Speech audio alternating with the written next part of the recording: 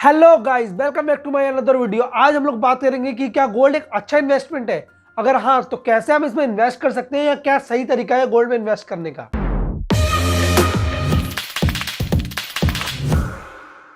जब भी हमारे दिमाग में गोल्ड खरीदने का ख्याल आता है, हमारे घर में कोई शादी फंक्शन या पार्टी हो, तो हम लोग हमारी लेडीज के लिए, जिन लोगों को गोल्ड इतना ज़्यादा पसंद है, हम लोग उन लोगों के लिए कुछ गोल्ड खरीद लेते हैं।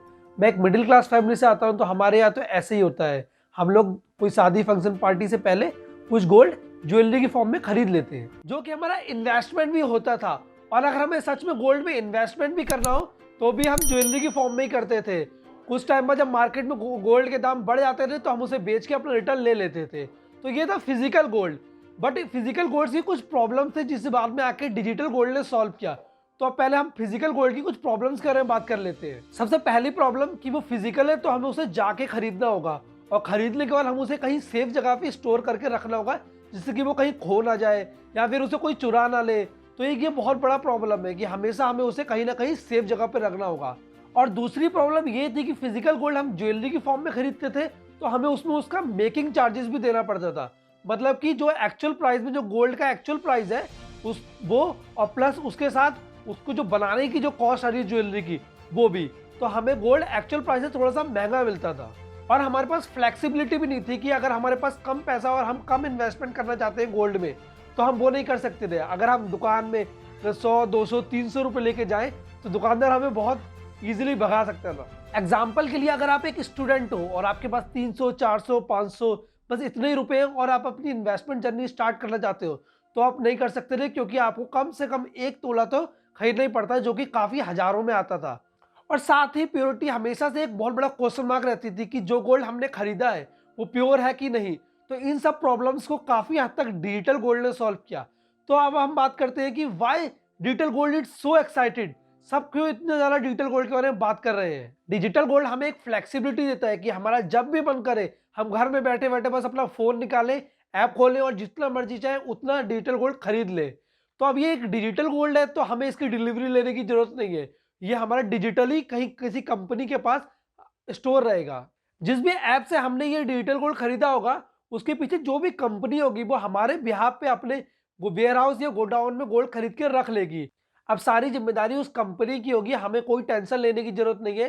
अगर हमारे गोल्ड के साथ कुछ हैपनिंग होती है, हमारा गोल्ड कहीं चुट जाता है या फिर कहीं खो जाता है, तो हमें कोई टेंशन नहीं लेना। वो कंपनी ही रिस्पॉन्सिबल होगी हमारे गोल्ड की। तो पहली प्रॉब्लम तो सॉल्व कर दी हमारी डिजिटल गोल्ड ने। अब दूसरा, हम जब भी डिजिटल गोल्ड को परचेज करने जाते हैं तो हमें एक्चुअल प्राइस पे मिलता है। जो भी मार्केट में प्राइस चल रहा होता है उसी प्राइस पे हम डिजिटल गोल्ड को खरीदते हैं। साथ ही साथ हमें प्योरिटी की भी कोई टेंशन नहीं, क्योंकि जो बड़ी कंपनी हमारे बिहाफ पे खरीदती है तो सारी प्योरिटी की भी जिम्मेदारी उसी की होती है।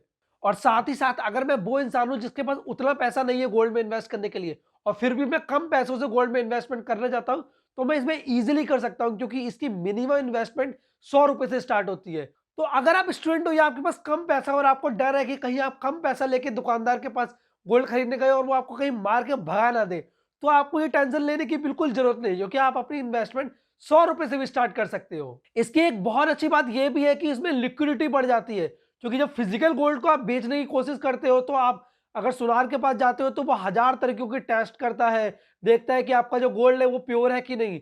बट डिजिटल गोल्ड में आप जिस ऐप के थ्रू आपने खरीदा है, उस ऐप को पता है कि उसने आपके ब्याह पे एक प्योर गोल्ड ही खरीदा था।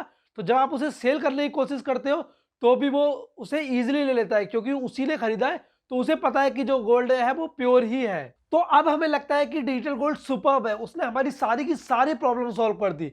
पर अभी भी दो मेजर ऐसी प्रॉब्लम्स है जो डिजिटल गोल्ड भी सॉल्व नहीं कर पाया। पहली, टैक्सेशन। आप जब भी कुछ गोल्ड खरीदते हो या फिर अपना गोल्ड बेचते हो, तो आपको उस पर कुछ टैक्स देना पड़ता है, जो कि जीएसटी की फॉर्म में होता है। और दूसरा, हम जब गोल्ड खरीदते हैं तो हमें रेगुलर रिटर्न्स नहीं मिलते। हम एक टाइम अपना गोल्ड खरीद लेते हैं और कुछ टाइम बाद जब उस पर एप्रिसिएशन होता है तो हम उसे बेच के कुछ रिटर्न ले लेते हैं। लेकिन 2 3 4 साल बाद जिस दौरान उस पर एप्रिसिएशन हो रहा होता है, उस टाइम के बीच में हमें कुछ भी रिटर्न्स नहीं मिलते हैं। तो इन सारी प्रॉब्लम्स को भी सॉल्व करने के लिए फिर आया सोवरन गोल्ड। सोवरन गोल्ड को बहुत अच्छे से समझते हैं, जो कि मेरा भी ये फेवरेट है, क्योंकि ये बेस्ट तरीका है गोल्ड में इन्वेस्टमेंट करने का। सोवरन गोल्ड को गवर्नमेंट इशू करती है बॉन्ड्स की फॉर्म में। तो सबसे अच्छी बात इसकी ये है कि ये भी डिजिटल फॉर्म में ही होता है। तो डिजिटल गोल्ड की जो भी अच्छी बातें थी वो सारी की सारी इसमें है ही। साथ ही डिजिटल गोल्ड जो 2 प्रॉब्लम्स को सॉल्व नहीं करता था, ये उसे भी सॉल्व करता है। आपको सोवरेन गोल्ड खरीदते वक़्त कोई भी टैक्स नहीं देना होता, ना ही खरीदते वक़्त, ना ही बेचते वक़्त। और साथ ही इसकी सबसे अच्छी बात ये है कि आपको इसमें 2.5% का इंटरेस्ट भी मिलता है। यानी कि आपको कैपिटल एप्रिसिएशन तो मिलेगा ही गोल्ड में टाइम के साथ-साथ, साथ ही आपको एनुअली 2.5% का इंटरेस्ट भी मिलेगा। लेकिन इसमें 8 साल का लॉक इन पीरियड होता है, मतलब कि आप 8 साल तक अपने पैसे को टच नहीं कर सकते। तो अब आपको लग रहा होगा कि इसमें तो हम 8 साल के लिए फंस जाएंगे, तो इसमें आपको 5 साल बाद भी एक ऑप्शन मिलता है जिसमें आप 5 साल बाद अपने पैसे को रिडीम कर सकते हो। लेकिन अब हमने 5 साल में अगर अपना गोल्ड रिडीम कर लिया, तो इसमें एक प्रॉब्लम है कि हमें आरबीआई को पूरा का पूरा टैक्स देना होगा अपने गोल्ड को बेचते वक्त। ठीक है, अब ये तो समझ गए हम कि हमें 5 साल तक अपने गोल्ड को रखना ही होगा, उसे टच नहीं करना होगा। लेकिन अगर ऐसा हो हमें 5 साल पहले ही पैसे की जरूरत हो और हमें अपने गोल्ड को रिडीम करना हो, तो हम क्या करें? 5 साल भी क्योंकि बहुत काफी लंबा समय होता है, तो उसमें भी कोई प्रॉब्लम नहीं है। हम शेयर मार्केट के थ्रू अपने सोवरेन गोल्ड को इजीली सेल कर सकते हैं। जैसे बहुत सारे शेयर्स रोज के खरीदे और बेचे जाते हैं, उसी तरीके से आप सोवरेन गोल्ड को भी इजीली बेच सकते हो या फिर खरीद सकते हो। आप जब भी चाहो, आपको उसमें कोई भी प्रॉब्लम नहीं आती है। तो आप बात कर लेते हैं कि अगर हमें गवर्नमेंट से सोवरेन गोल्ड खरीदनी हो तो उसके लिए क्या प्रोसेस है या किस तरीके से हम गवर्नमेंट से सोवरेन गोल्ड खरीद सकते हैं। तो गवर्नमेंट साल में 2 से 3 बार सोवरेन गोल्ड को मार्केट में लाती है, तो आप इजीली उनके पोर्टल्स में जाके उन सोवरेन गोल्ड्स को खरीद सकते हो और सारे के सारे बेनिफिट्स आप उठा सकते हो जो कि सोवरेन गोल्ड हमें प्रोवाइड करता है। तो ये थी पूरी कहानी डिजिटल गोल्ड की या फिर कहें सोवरेन गोल्ड की।